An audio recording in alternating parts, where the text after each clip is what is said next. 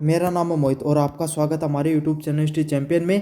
तो जैसा कि आप जानते हो, आपका जो पेपर होने वाला है ज्योग्राफी माइनर का, a introduction to the plant earth का, प्लेनेट अर्थ का प्लांट अर्थ बोल दिया मैंने, an introduction to the planet earth का आपका ज्योग्राफी का भूगोल का जो पेपर होगा, उससे संबंधित आपके सामने जितने महत्वपूर्ण प्रश्न होने वाले मैं आपको करवाने वाला हूँ। देखो, मेरी क्लास में आपको एक अलग चीज़ ये मिलेगी, बाकी जगह इंपॉर्टेंट क्वेश्चन ये वो करवा रहे। मैं पढ़ाता हूँ, पूरा पढ़ाता हूँ, अच्छे से रिवीजन कराता हूँ और पढ़ा दिया ना, एग्जाम में आएगा। समझ में आ गया? तो अच्छे से पढ़कर जाना है, वीडियो को पूरा देखना है। साथ के साथ मैं खुद मेहनत कर रहा हूं, आपको भी एक चैलेंज दे रहा हूं। 25,000 सब्सक्राइबरों तक अपने को पहुंचना है। कितने हजार सब्सक्राइबरों तक? 25,000 सब्सक्राइबर हैं, उन तक अपने को पहुंचना है। ये अपना टारगेट है और इस टारगेट को हर हाल में अचीव करके दिखाएंगे अपन। समझ में आ गया? तो आपको भी सब्सक्राइब करना है और अपने आसपास के जितने दोस्त हैं सबसे भी चैनल सब्सक्राइब कराना। 5 दोस्तों को इस वीडियो को शेयर भी कर दो और आपके सामने आपके 5 दोस्त हैं, सबसे चैनल सब्सक्राइब भी करवा दो। साथ के साथ कोने में जो व्यू प्रोडक्ट वाला ऑप्शन दिखाई दे रहा है, इस पर क्लिक करके अगर फ्लिपकार्ट व मित्रा से अगर कोई प्रोडक्ट खरीदोगे, सबसे ज्यादा डिस्काउंट आपको देखने को मिलेगा। समझ में आ गया? साथ के साथ जो पीडीएफ पढ़ा रहा हूं, ये आपको फ्री में हमारे टेलीग्राम चैनल पे मिल जाएगी। फ्री में कहां पर मिलेगी? काफी बच्चों को पता नहीं चल पाता, तो डिस्क्रिप्शन में टेलीग्राम का लिंक दे रखा है। जैसे उस टेलीग्राम के लिंक पे क्लिक करोगे, आप ऊपर की तरफ यूनिवर्सिटी चैंपियन लिखा हुआ है, टेलीग्राम पे पहुंच जाओगे, ऊपर की तरफ यूनिवर्सिटी चैंपियन लिखा हुआ, वहां पर जाना आपको। जैसे ही वहां पर जाओगे, नीचे की तरफ फाइल वाला सेक्शन है, इस फाइल वाले सेक्शन पे आपको क्लिक करना है। इसके बाद में यहाँ पर कोने में सर्च वाला ऑप्शन है, यहाँ पे सर्च करना है आपको माइनर। क्या सर्च करना है? माइनर सर्च करना है। और जैसे माइनर की बहुत सारी पीडीएफ डाल रखी है, आपको नीचे की तरफ आना है। Minor BA all subject first semester के नाम से पीडीएफ पड़ी हुई है। और इसके जब 11 नंबर पेज पर, कितने नंबर पेज पर? 11 नंबर पेज पर इस पीडीएफ में मैंने सारा कंटेंट डाल रखा है। हिंदी भी पढ़ा रखी है, आपके सामने हिस्ट्री, पॉलिटिकल सब कुछ पढ़ा रखी है, सारी सारी चीजें पढ़ा रखी हैं। बस आपको क्या करना है, 11 नंबर पेज पर आना है। कितने नंबर पेज पर आना है? 11 नंबर पेज पर आना आपको। आपका ये ज्योग्राफी का पेपर मिल जाएगा, वहां से अपन पढ़ लेना है। समझ में आ गया? चलिए शुरू करते हैं यूनिट फर्स्ट का, जिसमें पृथ्वी व उसके निर्देशांकों का परिचय के बारे में पढ़ेंगे। पहला, सौरमंडल का वर्णन कीजिए तथा ग्रहों की गतियों को समझाइए। सौरमंडल, हमारा सौरमंडल सूर्य की उन खगोलीय पिंडों का समूह है जिसमें आपके सामने देखो थाने भी बेर है। सौरमंडल में सूर्य बीच में और बाकी सारा ग्रह के ही उसका आसपास चक्कर लगाता रही, एक पूरा ग्रेविटेशनल बल के कारण, गुरुत्वाकर्षण बल के कारण। समझ में आ गया? जैसे सूर्य के गुरुत्वाकर्षण बल के चारों ओर क्या चक्कर लगाते रहते हैं। जहाँ थारा घर में थारो दादो है ना, तारो दादो मेन आदमी एकदम, यहाँ मान ले कोई फौजी आदमी एकदम पेंशन हुआ है, थारा पिताजी हो रहा का आशा पासा सारे दिन के एक नहीं आर गेर करता नहीं। क्यों करता नहीं? क्योंकि बेरा भाई जी पेंशन आओ जना थोड़ा सौ रुपये दे ली थजा ओवे ना, या कोई भी आदमी मेरा आदमी रहे तो यही रहा आपका सामना। सूर्य एकदम ताकतवर आदमी है, उसके अंदर वो शक्ति है सारे के सारों घरों को अपने ओर चारों ओर चक्कर लगवाने की। उसके सूर्य केंद्र में और 8 ग्रह और उनके उपग्रह, क्षुद्र ग्रह, एस्टेरॉयड व धूमकेतु, उल्का पिंड, सब के सब आपके सामने आई आर गेर कर बोकरी। सूरज का 4 बेर जानी धाला दादा का आर बेर थे कर बोकर हो। सूर्य की गति परिक्रमा रिवोल्यूशन, सभी ग्रह सूर्य के चारों ओर एक निश्चित दीर्घवृत्ताकार पथ के अंदर, इलेप्टिकल पाथ के अंदर चक्कर लगाते रहे। इलेप्टिकल पाथ क्यों? अया को पाथ होना, अया को पाथ, इन इलेप्टिकल पाथ बोले जा। समझ में आगो? जो सर्कुलर पाथ होता है ना एकदम, एक तो गोल पाथ हो एकदम चारों ओर वालों, एक पाथ क्या है? अंडाकार पाथ बोले जाए, इलेप्टिकल पाथ हो है, अया को पाथ। इन आपका सामने अपन क्या कहें? दीर्घवृत्ताकार पथ का नाम से जाने जाए आपका सामने। समझ में आ गया? केपलर के नियम के अनुसार जो ग्रह सूर्य के जितना करीब होगा उसकी गति जितनी तेज होगी। भाई एक बात बताओ, थाला दादा का करने से जाओगे जब काम उड़ाओगे ना, तो बाई बात है, सूर्य का करने जितना करना होगा ना, उसको गुरुत्वाकर्षण बल को ज्यादा प्रभाव रखो तो ग्रह की गति भी तेजी से निकलेगी। समझ में आ गई? उसकी गति उतनी ही तेज होती है। किसने बताया? कोई केपलर आदमी हो एक, है ना, वो बताए। घूर्णन क्या होता है? प्रत्येक ग्रह अपने अक्ष पे, मतलब जहाँ लट्टू ने देखियो ना, जहाँ मान लियो वो लट्टू है, कहीं को है, यहाँ को लट्टू है खरा आपके सामने, ये बनाए दियो यो, वो लट्टू है मान लियो, है ना, ऐ को सो मान लियो कोई लट्टू है ना, यहाँ को। अब यो आप आपस में ही घूमते रहे टापर पड़ा घरों घुमाए हो थे, या फिर तन के बताऊँ, आया थे अंगुली पर कई बार क्या घुमाया करो, जो बाग घुमा दे हो रहा है, किताब ने घुमा दे हो, है ना। तो अब अपने ही उसको क्या बोला जाता है? अपने अक्ष पे घुमाना। या फिर आपके सामने अपनी उंगली को एक बार आप चारों तरफ घुमाओ तो उसको अपनी एक्सिस पे घुमाना कहा जाता है। उसको किस नाम से जानते हैं अपन? ज्योग्राफी की भाषा में रोटेशन के नाम से जानते हैं, घूर्णन के नाम से जाना जाता है। शुक्र और अरुण को छोड़कर सभी ग्रह पश्चिम से पूर्व की अया घूमे, लेकिन अरुण और शुक्र ए भाया उल्टा चल रहे। कई आदमी घर में एक आदमी आया है ना जो घरों बाहर न चल रहा है, तो ये कहीं नहीं घूमे, ये घूमे अया नहीं, बाकी सारा घूमेगा अया पश्चिम से पूर्व की तरफ, और ये घूमेगा उल्टी तरफ। महत्व, ग्रहों की यह गति सौर्य मंडल का संतुलन बनाए रखती है। ग्रहों पर दिन रात व ऋतु के परिवर्तन का भी आधार बनती है। जो ग्रह की जो गति हुआ ना, यश के कह रहा है सौर मंडल को संतुलन भी बनाए रखा है। क्या कह रहा है आपके सामने, सौर मंडल है उसको संतुलन भी बनाने को काम करे। तथा ग्रहों के दिन, ग्रहों में जो आपके सामने दिन और रात हुए हैं, और जो अलग अलग प्रकार का जो ऋतु हुए हैं, उनको जो परिवर्तन देखने मिला, वो के कारण देखने मिला आपके सामने, यही जो रोटेशन और रिवोल्यूशन होता है उसी के कारण देखने को मिलता है। समझ में आ गया? चलिए भाई यूनिट फर्स्ट के अगले वाले प्रश्न की तरफ बढ़ते हैं। अक्षांश व देशांतरों को समझाइए तथा इनका महत्व बताइए। मतलब अक्षांश और देशांतर के वहीं उनका बारे में बताना है और उनका महत्व के बारे में बताना है। पृथ्वी पर किसी स्थान पर सटीक स्थिति को जानने के लिए खींची गई काल्पनिक रेखाओं को अपन क्या कहा जाता है? आपके सामने निर्देशांक या कोऑर्डिनेट्स के नाम से जाना जाता है। किस नाम से जाना जाता है भाई? कोऑर्डिनेट या निर्देशांक के नाम से उसको हम जानते हैं। क्या होते हैं अक्षांश? भूमध्य रेखा के समांतर, देखो मैं बताऊं था,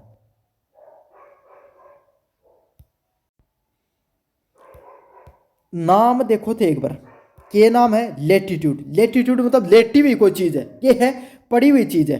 तो आपका सामने ये जो जितना भी दिखाई दे रहा है, ए जितना भी दिखाई दे रहे हैं ना, सारा सारा ए कहीं आपका सामने लेटीट्यूड ही, और ये जितना भी दिखाई दे रहे हैं ना लॉन्गिट्यूड। लॉन्गिट्यूड मतलब लंबो खड़े हो भाई कोई आदमी, है ना, तो वो क्या है लॉन्गिट्यूडनल होया करे। समझ में आ गया आपके सामने क्या होता है लेटीट्यूड और क्या होता है लॉन्गिट्यूडनल।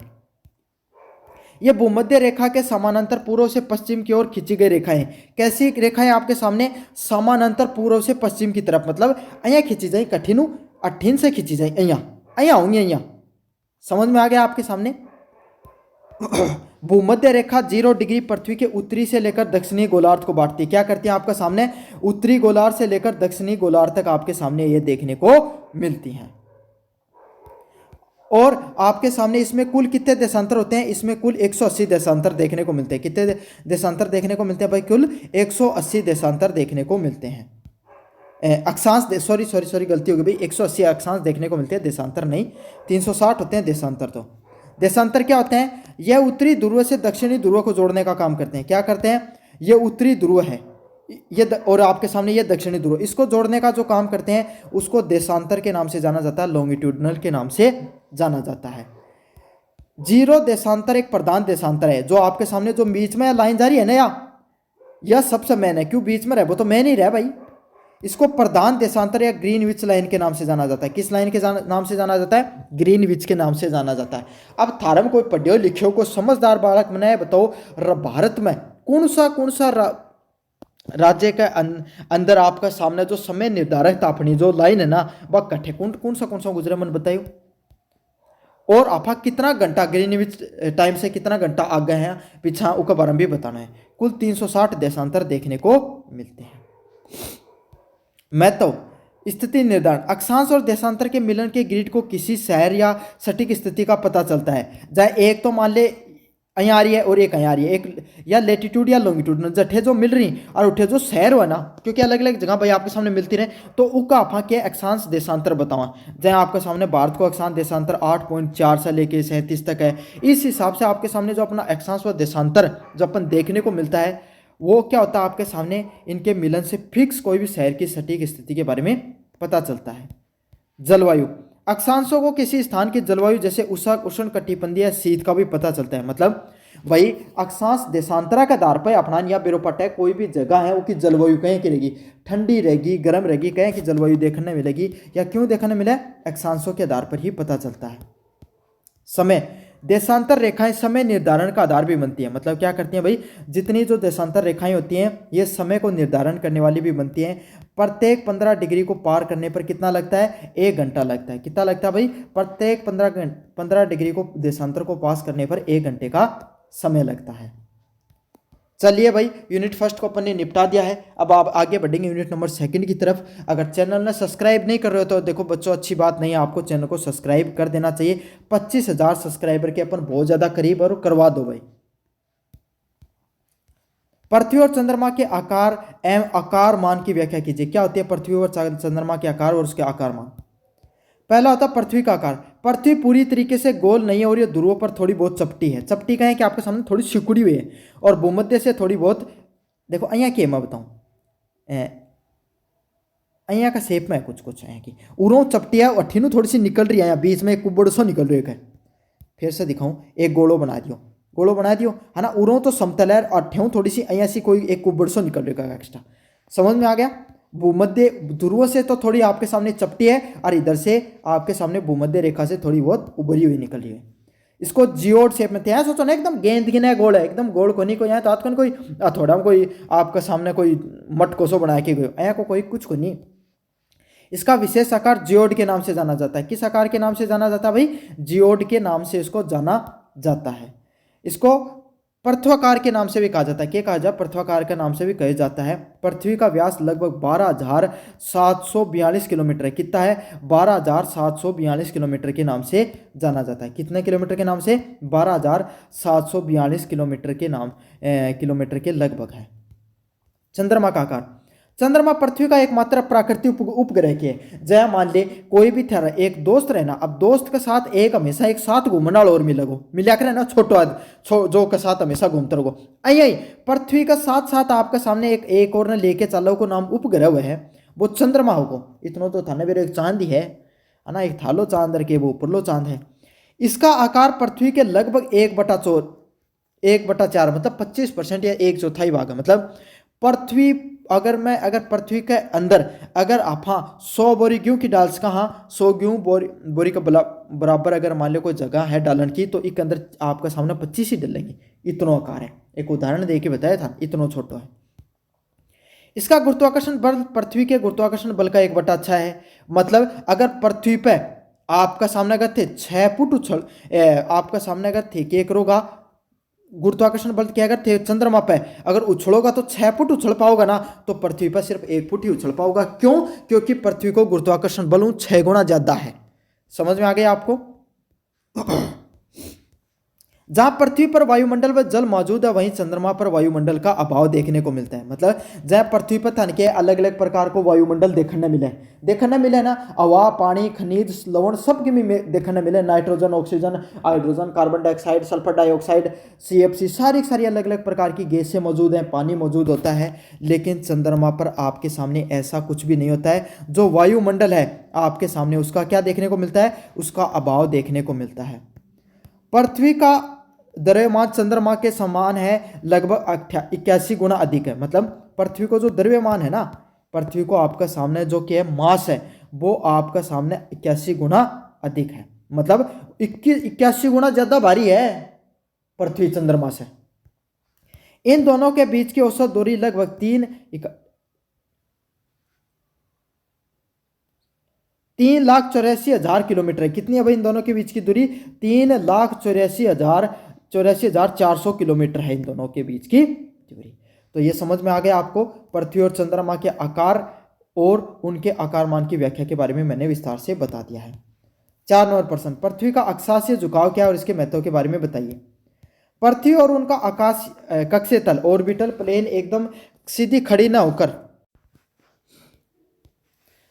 झुकाव का महत्व, क्या झुकाव का महत्व होता है भाई आपके सामने?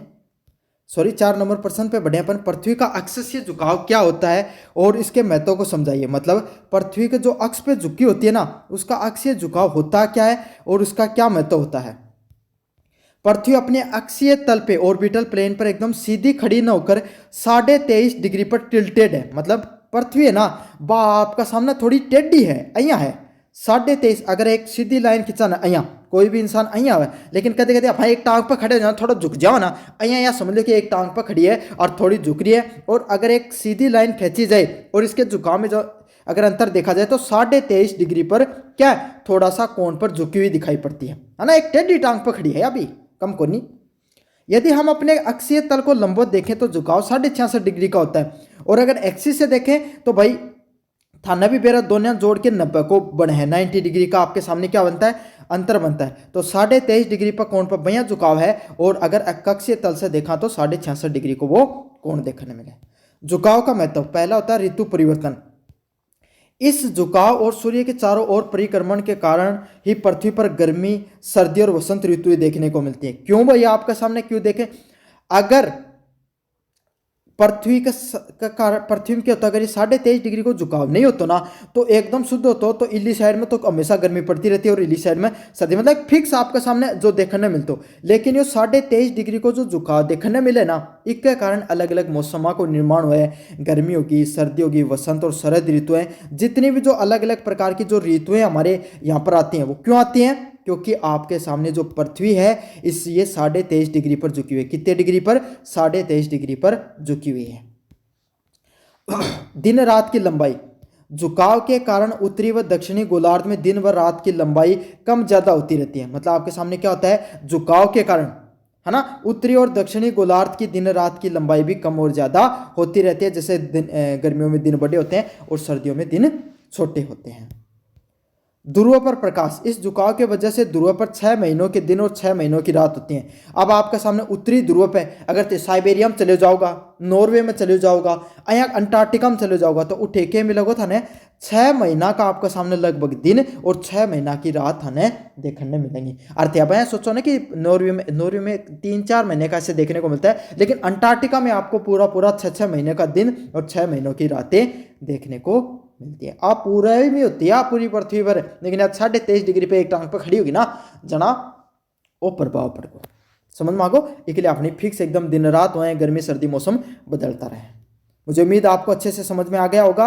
ये पृथ्वी का जो अक्षीय झुकाव 23.5 डिग्री का देखने को मिलता है, अपने अक्ष से, और कक्षीय से देखें तो 66.5 डिग्री का देखने को मिलता है। इसका महत्व यही है, ऋतुओं में परिवर्तन होता है और दिन रात में लंबाई में परिवर्तन पड़ता है। चलिए यूनिट नंबर 3 की बात करें, आपके सामने यूनिट नंबर 2 को आपको अच्छे से पढ़ाया है, कैसा लग रहा है जरूर से बताना। साथ के साथ चैनल को सब्सक्राइब कर दो भाई, 25,000 सब्सक्राइबर का अपना टारगेट है, पूरा करवाओ भाई, करवाना है या आपको ही करवाना है। समझ में आ गया। अपने दोस्तों के फोन कोस के आपके सामने जब आप पेपर देने जाते हो तब आप 5 दोस्तों से बात करते हो, 500 के चैनल को सब्सक्राइब करवा दो भाई वहाँ पर, है ना। पृथ्वी की उत्पत्ति और विकास, पृथ्वी की उत्पत्ति से संबंधित निहारिका परिकल्पना व बिग बैंग के सिद्धांतों को बताइए कि पृथ्वी की उत्पत्ति देखने को मिली तो वो कैसे हुई, इसके बारे में आपको बताना है। पहला है निहारिका परिकल्पना, नेबुलर हाइपोथेसिस। एमनुअल कांट व लाप्लास के अनुसार सौरमंडल की उत्पत्ति गैस के किसी एक विशाल के घूमते हुए बादल के कारण हुई। मतलब जहाँ थे, मान लो एक थे, एक पॉलीथीन है ना, एक पॉलीथीन के अंदर क्या कर लो थे, एक प्रकार को कोई धुआं भर लो और उन घुमाओ, अच्छी जोर से घुमाओगा ना, तो एक टाइम आओगे वो एक जगह इकट्ठो जाओगे। क्यों होगो, एक टाइम बाद में वो एक जगह इकट्ठो जाओगे सारों को सारों। तो ऐसे ही लाप्लास और एमनुअल कांट ने क्या बताया कि एक समय ये पूरा ब्रह्मांड, ये पूरी पृथ्वी है ना, ये एक गैस का, गोले का, धुआं का, इसका क्या था, एक पूरा का पूरा एक गुब्बारा था। और ये आपके सामने घूमने के वजह से क्या हो गया, आपके सामने एक जगह इकट्ठी हो गई और धीरे धीरे आपके सामने एक गैस का गुब्बारा था, ये धीरे धीरे ठंडा होकर सिकुड़ने लग गया। जिससे क्या हो गया, आपके सामने सिकुड़ने के कारण आपके सामने इसकी गति और बढ़ गई और छल्ले अलग अलग होकर ग्रह के रूप में बढ़ गए। फिर क्यों को इसकी गति और बढ़ी ना, जब टूट गए अलग अलग जगहों, और टूटने का कारण क्या है, ग्रह को निर्माण को। तो यह थी निहारिका परिकल्पना, जिनके बताई कि अलग अलग प्रकार को पूरी जो ब्रह्मांड है गैस को गुब्बारा हो, घूमतो रहियो जना के रहियो कि निहारिका, इन निहारिका के भी नाम से जाना करता। ये गैस का गुब्बारा ने एक जगह इकट्ठो गो, ठंडो पड़ने लागो जाए। ये गैस का आपके सामने गैस का ये जो धूल का कण है ना, ये पृथ्वी जो आपके सामने की को निर्माण कर लियो, ग्रह को निर्माण कर लियो, एक बड़ो सारो ग्रह को। फिर वो ठंडो के टूट गो अलग अलग जगह, जहाँ क्यों गो एक ग्रह का निर्माण हो गया। अगले वाला बिग बैंग थ्योरी। यह आधुनिक सिद्धांत बताता है कि लगभग 13.8 वर्ष पहले ब्रह्मांड एक अत्यंत सूक्ष्म व गर्म बिंदु सिंगुलरिटी हुआ करता था। मतलब बिग बैंग थ्योरी के बता लगभग 13.8 अरब वर्ष पहले, कितना, 13.8 अरब वर्ष पहले ब्रह्मांड क्या था, एकदम सूक्ष्म और गर्म बिंदु जैसा था। कैसा था, एकदम सूक्ष्म हुआ करता था, छोटो सो होया करता। कैसा हुआ करता था भाई, आपके सामने पूरा ब्रह्मांड है वो एकदम छोटे से एक टुकड़े जैसा देखने को मिलता था। एक विशाल विस्फोट के साथ ब्रह्मांड का विस्तार शुरू हुआ और क्यों हो सारों को सारों को विस्फोट हो बहुत बड़ो। अब जाए मान लो थे एक काम करो, जब पटाखो बजाओ हो, पटाखो बजाओ विस्फोट हो जाओगा, छोटा छोटा कागज का टुकड़ा है वह अलग अलग जाके फैल जाए ना। तो इस हिसाब से आपके सामने यो एक गोलो हो, वो गोला के अंदर विस्फोट हो तो का जो छल्ला है ना वह अलग अलग जाके क्या होगा आपके सामने विस्तारित होगा। इस प्रक्रिया में गैलेक्सियां, तारे और अत्यंत पृथ्वी के जैसे छोटे छोटे ग्रहों का निर्माण हो। इनके हो जो बड़ा बड़ा आपके सामने जो ग्रह है उनको निर्माण हो और आपके सामने जो तारा है उनको निर्माण होगा। बिग बैंग ब्रह्मांड की उत्पत्ति के बारे में बताता है। बिग बैंग किसकी उत्पत्ति के बारे में बताता है? ब्रह्मांड की उत्पत्ति के बारे में बताता है। न्यायिका परिकल्पना केवल विशेष रूप से हमारे सौरमंडल की उत्पत्ति पर केंद्रित करता है। तो बिग बैंग तो पूरा ब्रह्मांड के बारे में बतावा है और न्यायिका अपना जो सौरमंडल है ना उसके बारे में बतावा है। समझ में आ गया आपको अच्छे से? चलिए तो भाई यूनिट नंबर 3 है उसको अपन ने कंप्लीट कर लिया अच्छे से। अब अपन पढ़ेंगे यूनिट नंबर 4 की तरफ, जिसमें पृथ्वी, सूर्य और चंद्रमा के बीच में संबंध देखेंगे कि पृथ्वी, सूर्य और चंद्रमा के बीच में क्या क्या संबंध है। पहला प्रश्न है, सूर्य और चंद्र ग्रहण के उपयुक्त चित्रों सही समझाइए। तो इसमें शायद चित्रों का उपयोग तो अपन ने किया नहीं है, लेकिन मैं आपको बता देता हूं, आप बना देना। जब सूर्य पृथ्वी और चंद्रमा के सीधे एक रेखा में आ जाते हैं, जहाँ के आपके सामने सूर्य की किरण देखो अपने चंद्रमा कहीं दिखाई दे। जब सूर्य की किरण आपका सामने चंद्रमा पर पड़े ना तो वो चमका है थोड़ा बहुत, और इसका कारण जो हिस्सा पर पड़ रही है ना वो अपना दिख जाए। लेकिन अब तीनों ही एक लाइन में आ जाएगा तब क्या होगा आपका सामने कदे सूर्य कौन दिखोगे और कदे चंद्रमा कौन दिखोगे। तो जब सूर्य कौन दिखा है जब सूर्य ग्रहण हो जा, और जब चंद्रमा कौन दिखा जा चंद्रमा ग्रहण हो जा। समझ में आ गया? सूर्य ग्रहण कब होता है? जब चंद्रमा पृथ्वी और सूर्य के बीच में आ जाती है। जब चंद्र ग्रहण कब हो गयो? जब आपका सामने वो सूर्य है ना आप पृथ्वी है और उस आपका सामने के है सॉरी यो सूर्य है या चंद्रमा आप पृथ्वी है। अब सूर्य की सारी किरणें कठिन लाग रही आपके सामने पिछली साइड में लाग रही आपा इल्ली साइड से देखांगा आपा तो सामने वाला देखते हैं ना अपन, तो सामने वाला उसके तो पीछे की तरफ चंद्रमा का पूरा प्रकाश दिखाई दे रहा है लेकिन आगे वाला नहीं दिखाई दे रहा है। समझ में आ गया? तो इस वजह से हमें चंद्रमा नहीं दिखाई देता है। तो जब चंद्रमा क्या होगी सूर्य और पृथ्वी का बीच में आ जाओगी।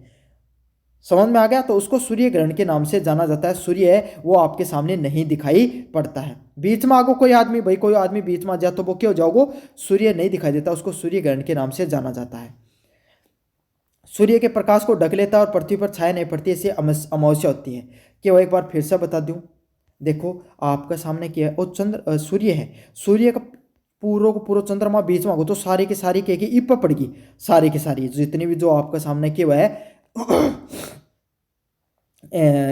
प्रकाश है वो सारा सारा चंद्रमा रोक लियो पृथ्वी पर कुने। जहाँ आपके सामने कई बार क्या हुआ आप थे बैठे रहो और थारा सामने अगर सर्दिया का मौसम में कोई दूसरा आदमी आगे आगे आके खड़े हो जा तो थे क्यों पर नट पाया अमेरिकन भी सूरज को ताव डाउन दी क्या करो ना, बस वही सिस्टम है उरे भी। लेकिन ये हमेशा कभी भी जो सूर्य ग्रहण होते हैं ना या चंद्रमा ग्रहण ये भी पूर्ण या अधूरे रहते हैं। जैसे पूर्ण सूर्य ग्रहण होगा तो पूर्ण सूर्य ग्रहण होता है उसमें कभी पूरा नहीं दिखाई देता है, लेकिन पूरा का पूरा सूर्य ग्रहण होना बहुत कम चांसेस होते हैं। सालों 1-2 साल में कभी एक आध बार होता है। वैसे आपके सामने आधा हो गया, कभी 1/3 हिस्सा नहीं दिखाई दे रहा, इस प्रकार का होता है। चंद्र ग्रहण जब पृथ्वी सूर्य और चंद्रमा के बीच में, अब क्या होगा सूर्य और चंद्रमा के बीच में पृथ्वी आ गई तो अब क्या होगा चंद्रमा पर प्रकाश कौन पूछोगो। अब चंद्रमा पर प्रकाश कौन पूछो वो चमका कौन को और एक कारण क्या हो जाओगे आपके सामने चंद्र ग्रहण हो जाओगे। और यो आपके सामने कद है पूर्णिमा का दिन है। क्या दिन है? पूर्णिमा का दिन है। तो चंद्र ग्रहण का दिन है भाई थालो चांद कै दिन के दिखा भैया पूर्णिमा वाले दिन है ना। ये ट्रिक को याद कर रहे हो लेकिन उस दिन के ग्रहण लागो दिखे कौन था नहीं दिन तो के बन गो थे पूर्णिमा वाला दिन आपका सामने चंद्र ग्रहण और आपका सामने अमावस्या का दिन सूर्य ग्रहण। चलिए भाई पृथ्वी के घूर्णन व परिक्रमण उसके प्रभावों के बारे में बताइए। पृथ्वी के घूर्णन व परिक्रमण क्या होता है उसके बारे में पढ़ते हैं। घूर्णन पृथ्वी को अपने अक्ष से पश्चिम से पूर्व की ओर 24 घंटे चक्कर लगाने का घूर्णन करती है। मतलब पृथ्वी के एक आपका सामने अपने अक्ष पे यो अक्ष है ना आपको इनमें आपका सामने पूर्व से पश्चिम तक जाए। मान लिया यहाँ घूमे ना यहाँ एक जगह लट्टू की न घूमे उन रोटेशन का नाम से जाने जाओ और इन 24 घंटा लग जाए। इसके कारण आपके सामने दिन और रात होते हैं। इसका कारण क्या होता है? दिन रात देखने को मिलते हैं। हवाएं और समुद्री धाराओं के कारण कोलेसिस बल प्रभावित होता है और इसके कारण क्या होता है आपके सामने जो कोलेसिस बल है उसका प्रभाव देखने को मिलता है। क्यों होता है भाई? आपके सामने जो पृथ्वी है उसमें जो दिन रात होते हैं वो घूर्णन के कारण होते हैं, अपने अक्ष पे घूमने के कारण होते हैं, 24 घंटे में होता है। हवाएं और जो समुद्री धाराएं हैं वो भी इसके कारण प्रभावित होती हैं, और कौन से बल के कारण? कोरिलेसिस बल के कारण। ज्वार भाटा भी समय में अंतर आता है, और ज्वार भाटा है वो भी आपके सामने ज्वार भाटा क्या, जो समुद्र का पानी है वो एक बार पीछे जाओ और जोर के साथ वापिस आओ। परिक्रमण, सूर्य के चारों ओर एक दीर्घ वर्ताकार जो पथ होता है जो लगभग 300, अब सूर्य के चारों मेर चक्कर काटना लंबो रास्तों है तो कितना दिन लगे? 365 दिन लगे। इनके नाम से जाने जाए, रिवॉल्यूशन का नाम से जाने जाए। 365 दिन और 6 घंटा ज़्यादा लगे, यहाँ 6 घंटा मिलके 4 साल में एक लीप ईयर बना है। समझ में आगो? फरवरी को 2900 महीनों 2900 दिन देखने मिले। प्रभाव, इसके कारण ऋतुओं में परिवर्तन होता है, कर्क व मकर रेखाओं के बीच की स्थिति भी बनती है। तो ये था आपके सामने जो आपका पूरा का पूरा पेपर होने वाला है, an introduction to the planet earth geography का मैंने पढ़ा दिया है। कैसा लगा वीडियो जरूर से बताना, चैनल को जरूर से सब्सक्राइब कर देना। धन्यवाद।